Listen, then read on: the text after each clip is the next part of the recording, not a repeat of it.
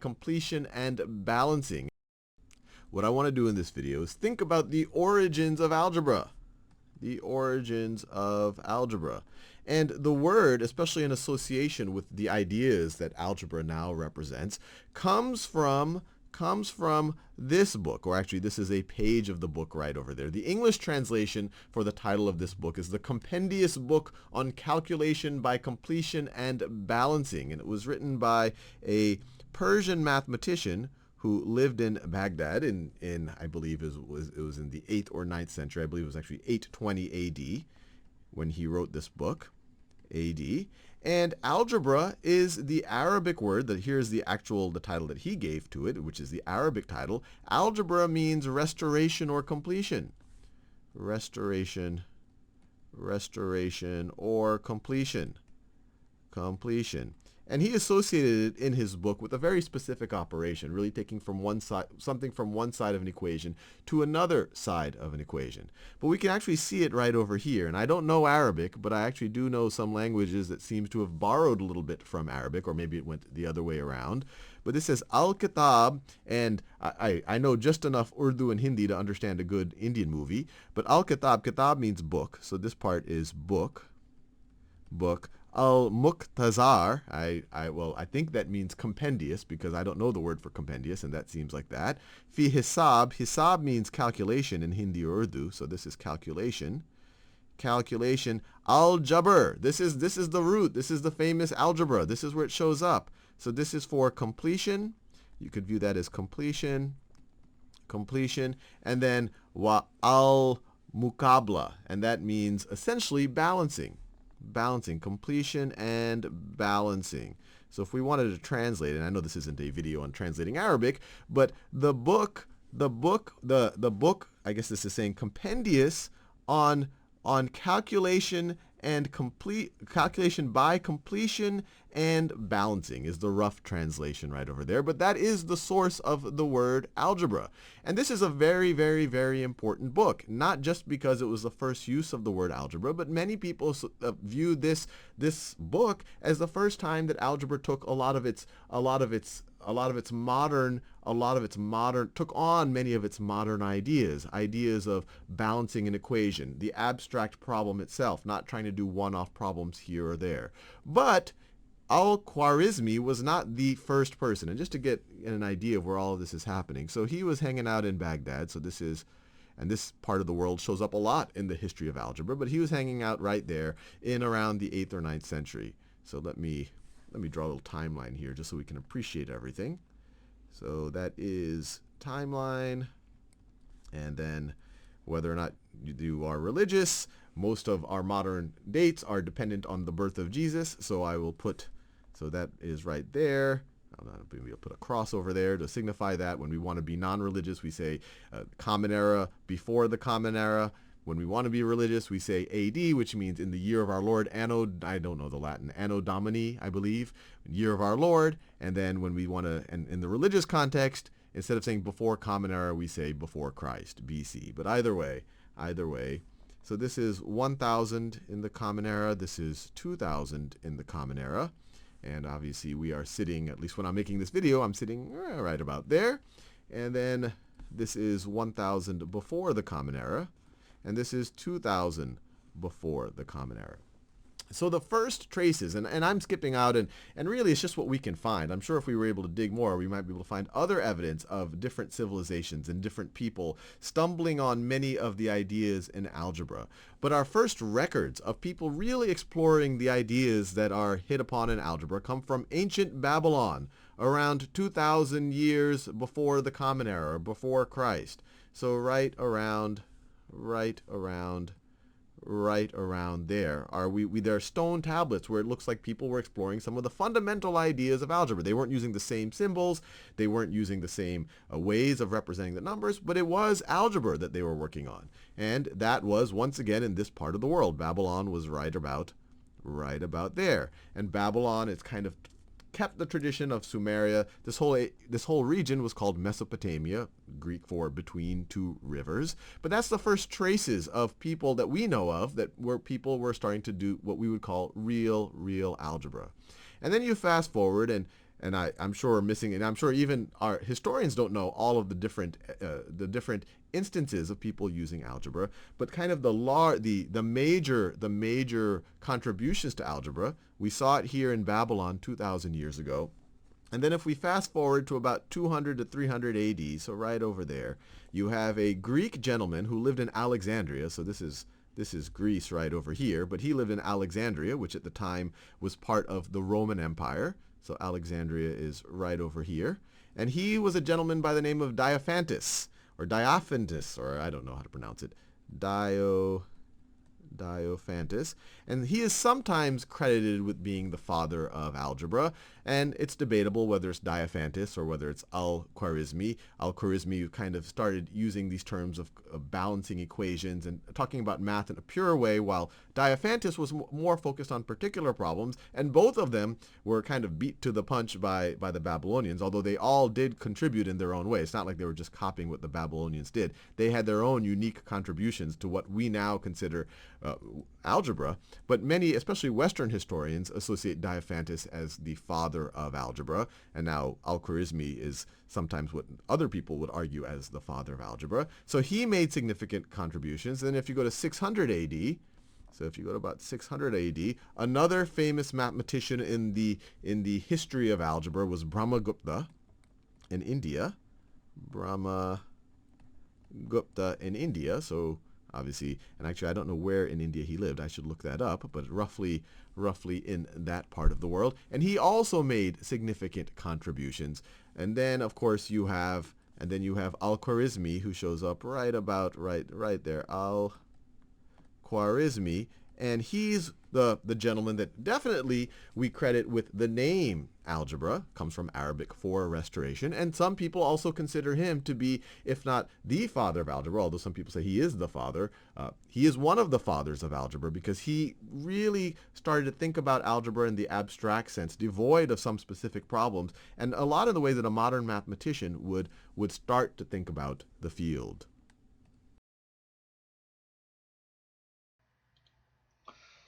Assalamu alaikum. Munda bo'lsa birinchi qitimliq mushu algebraning kelib chiqish tarixi to'g'riliq angladinglar. Salman Xonning so'zlagan 7 minutlik nutq emas, leksiyasini.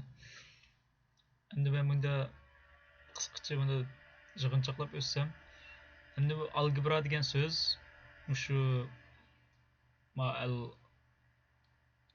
Uyg'ur ismi Xorazmi. Al-Xorazmining mushu الكتاب المختصر في حساب الجبر والمقابلة degan kitobidan mushu al-jabr degan mushu so'zdan kelibdi-ku, algebra degan so'z. Ondan bu kitobning Uyg'ur ismi boshda men bir tanishtiraydi. Buning deyishicha bu odamdan burunmi kishilar mush algebra to'g'riliq tushunchasi bo'libdi ekan. Masalan, milodiydan burungi 2000 yillari Babilon, ya'ni tarix darsida o'tgandek milodiydan burun, anda milodiydan 2000 yil burun masalan 4 madaniyat bo'shki bo'lgan deb o'tgan bizga tarixda. Qadimki Jungo, qadimki Misr, qadimki Babilon, qadimki Hindiston, mush 4 deyman. Mush qadimki Babilonning algebraga bo'lgan tushunchasi bo'libdi-ku, azto'la. Ammo lekin ma qo'shish belgisi degan 0-yili bu odatda mushu xristianlar dini bo'yicha mush Iso alayhissalomning tug'ilgan vaqti shu vaqtga to'g'ri keldi deyman. Ondan 200-300 yillarda, ya'ni 3-4 asrlarda bu Gretsiya musha atrofda Diophantus degan odam, musha odam xili dangliq matematika olimi ekan, mush algebra jihatda. Bu odamni izlasam chiqdi mana. Grekcha ismi ekan, grekcha. Ush bulunglar ishqilib qiziqga yozilishi. 201 yildan 215 musha atrofda tug'ilgan deydi. 84 gacha yashapti. Wow. The father of algebra dedi. Algebraning otasi deb nomi bor. sometimes dedi. Bazı vaqtda endi deb atıldı dedi. Mao Salman Xan'ın deganini tarjima qilsam ba'zi vaqtda mush odamni yo'q ba'zi vaqtda emas masalan ba'zi odamlar musha Mao Defontes degan odamni algebrani otsa yana ba'zi odamlar yana bir Xorazmiyni algebrani otsa deb ataydi dedi.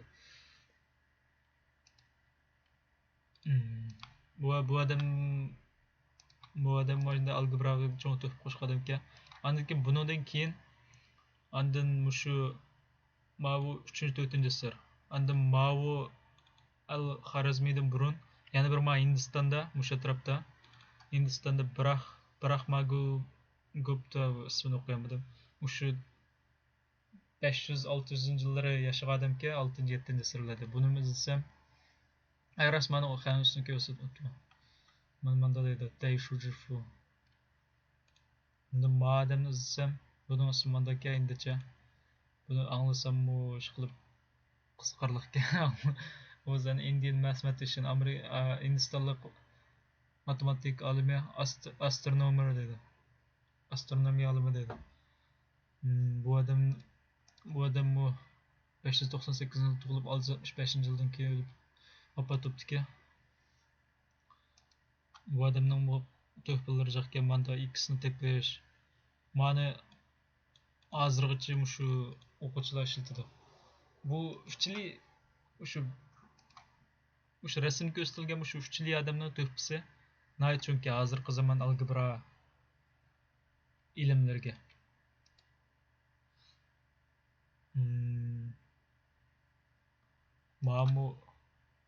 Ma'mu manda to'liq oliy maktabga to'liq o'tirdi xili ko'p ishlatilgan formula integralning asosi. Buning xanzuch mandaki xanzuch ismini toza yo'q qo'yamadim. Bomu pomu qilib mo bir nima do. Andan amda ma adam kelsak Xorazmiyga.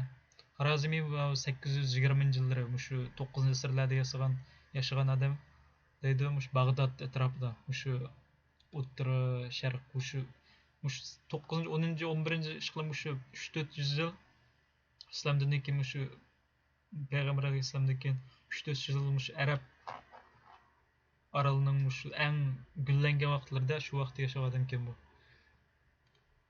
Buni izlasam Muhammad ibn Musa al-Xorazmiy Mao arab ismiga 780-yildan 850-yilgacha musha tarafda yashagan odam ekan.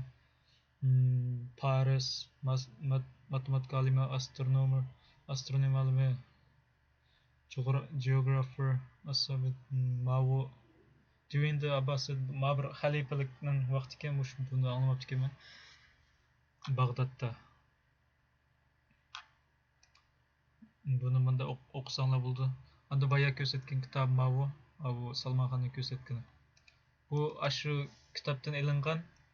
Shu kitobning bir nimasiga, bir beti. Bu kitobning Uyg'ur ismini topgan tengil ko'rsatdi. Bu odamning qo'shgan to'pisi chunki menda tanglimining ikki tarafini tanglashtirish chivish qilindir. Buning xanzusini olsam bundakan fotoyoyi.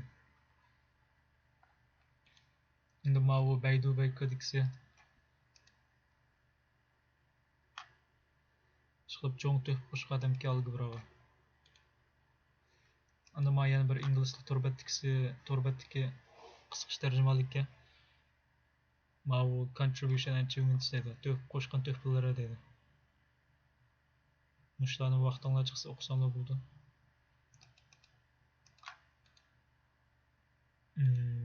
Anda Mao izdadi algebra deb bezib buni da xali yaxshi kuchurlarga erishdim. Xorazmiy Victoria turbitidan.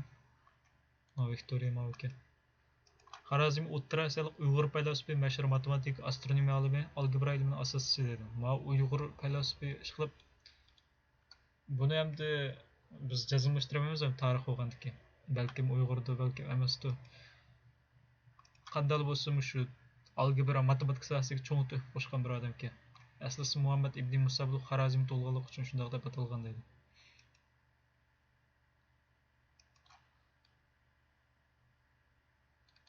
Ondan yana bir turbat büyük Uyg'ur matematik alimi Muhammad Musa Xorazmiy.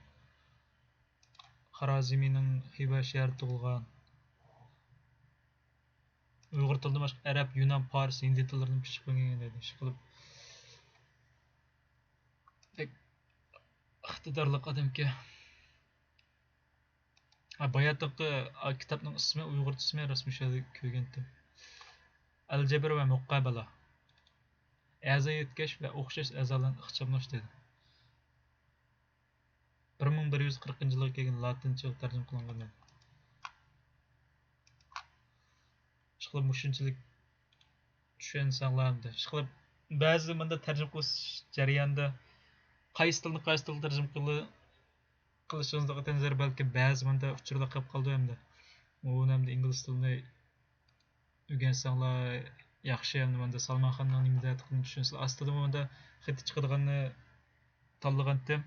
Balkim ingliz tilidan azroq ingliz tilini azroq biladiganlar balkim ko'rib tushungansizlar. So eng oxir degini qanday bo'lsin bu odam algebrani atisi bo'lmasa-mu algebrani atillarining biri dedi. Ishqilib ashi gap qiziq qoldi. Davası ma'qulmish mushunchalik so'zlar. Anda keyingi dars ashu birinchi algebrani to'g'riliq birinchi dars boshlanadi kelar qati. Xudoyim buyursa ati. Ma'qul Allohga